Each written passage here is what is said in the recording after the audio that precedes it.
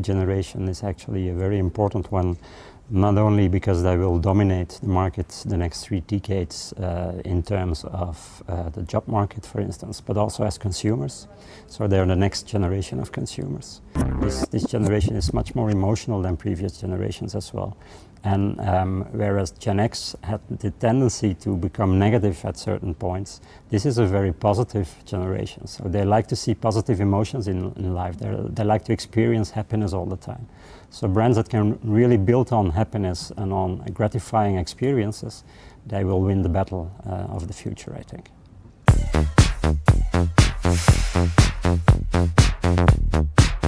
Another great YouTube example is this girl. I don't know if you know her. She's Blair Fowler, better known as Juicy Star 07 on YouTube.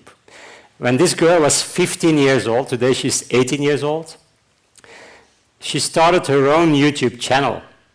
And the only thing she did was, it's called haul videos, was explaining every week what she had been shopping in the shopping streets that week. That's all. She has 1 million subscribers on her YouTube channel, 1 million.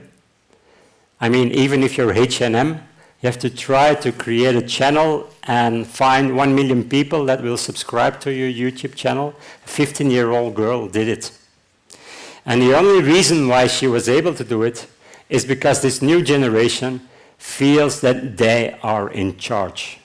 If we ask Generation Y, millennials around the world, who are your role models? What are the people you're looking up to? What do you think their number 1 choice would be?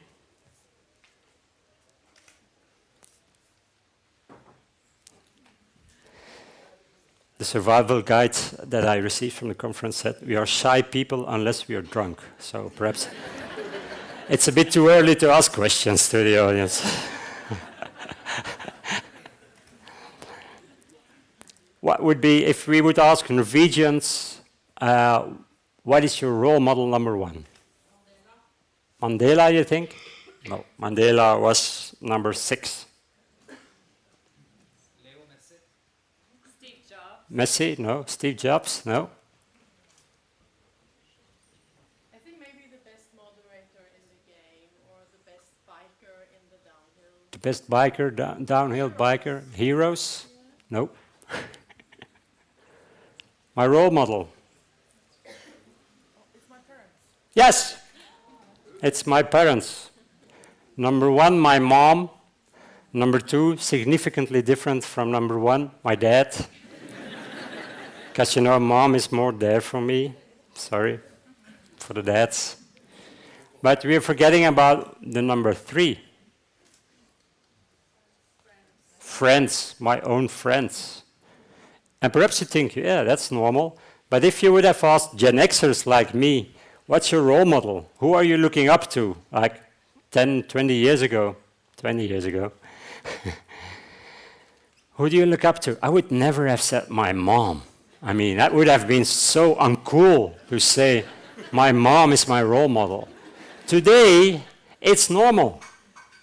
It's normal. They have a tight relationship with their parents. So the role model is my mom, my dad, my friends. And number 4, by the way, if you're feeling bad because you're dead and you're significantly different from your mom, you're still number 3, and Johnny Depp was only number 4. So that's a better performance than Johnny Depp. That's good. Excuse me, sir, do you have a sec? I was just wondering, I don't have a lock for my bike. Could you run into the store and grab me some tampons? Wait, you're serious? Dead serious. Hi, I need tampons. What? Oh, that's gross. Actually, I'd rather watch the bike Why? because I don't know the first thing about buying that stuff. What stuff? What do you have to get? You can't say tampons? Yeah, it's like the whole thing where they go, like where they're gonna, you know what I mean? Like I don't know you. And, sorry. Please. Why don't I just watch the bike? You know? There's no negotiating about the bike.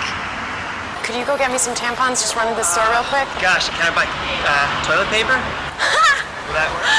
No! Tampons! Tampons for what? For period. So you're not afraid of them, you just won't.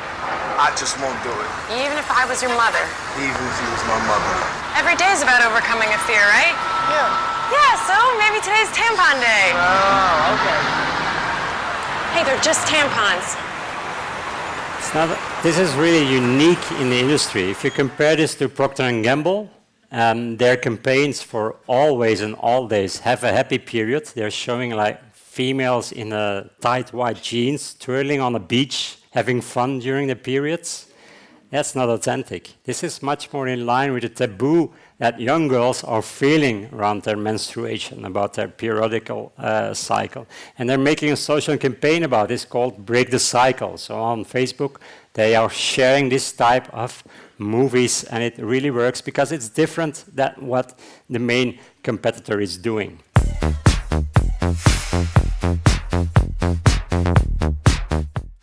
Let's have a look at this product, and perhaps some of you have been drinking it. I've seen it over there. This is not Red Bull, by the way. This drink is called Krating Deng. It's a Thai drink which was very popular in the 70s and the 80s until this guy, and this is Dietrich Mateschitz. Last time I presented it, there was a real Austrian in the audience, and he said, no, it's not Dietrich Mateschitz, it's Dietrich Mateschitz. So this is Dietrich Mateschitz. He's the founder of Red Bull.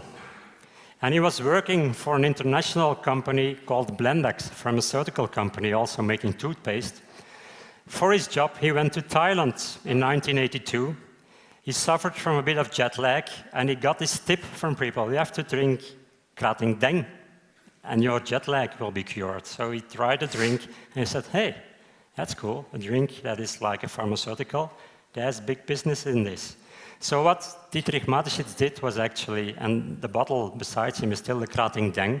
Deng is, by the way, the Thai word for red, and Krating is a kind of a big bison. Okay. So actually, Dietrich was quite inspired by the name of this drink, by the ingredients of the drink, by the logo of the drink, but he made some brilliant marketing about his drink, and he made it popular throughout the world. So that's how this uniqueness worked for Dietrich Mateschitz. And Dietrich Mateschitz, by the way, is one of the 200 most wealthy people in the world today. Okay. So being different, having a different way of marketing, that's actually all of our job, of most people who are present today. Your job is not about creating the next new innovation or invention. It's about doing things different, actually.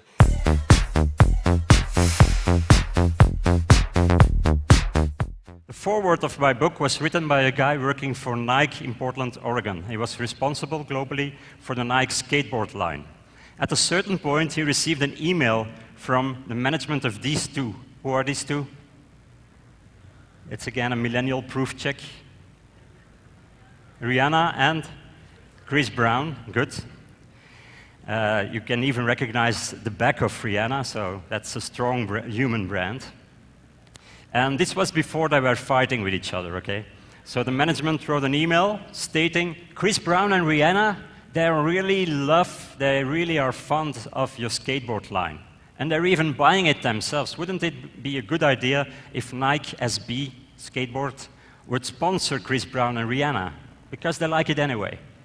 And that's a wet dream for many marketers, to get an email from the management of Rihanna or Chris Brown. I think everyone would like to get an email from them. But his reaction was, wait a second, let's ask my clients, the community of skaters, what they think about it. And what do you think their reaction was? Hell no, they said. Chris Brown? That guy has never been on a skateboard. You shouldn't sponsor a guy who is not a skater. Rihanna, they were doubting, because Rihanna, well, she looks great, and most skaters are boys, so that's perhaps Rihanna, yes, Chris Brown, no. But he didn't do it because of brand authenticity. Stay true to your own DNA, stay true to yourself. That's being authentic. What you have just seen are some excerpts of my keynote presentation. I do customize my message to make it specific to the audience of your event, whether it's regionally defined or industry specific. This will make sure that my keynote really connects with the audience of your event and that your message gets across exactly the way that you had intended.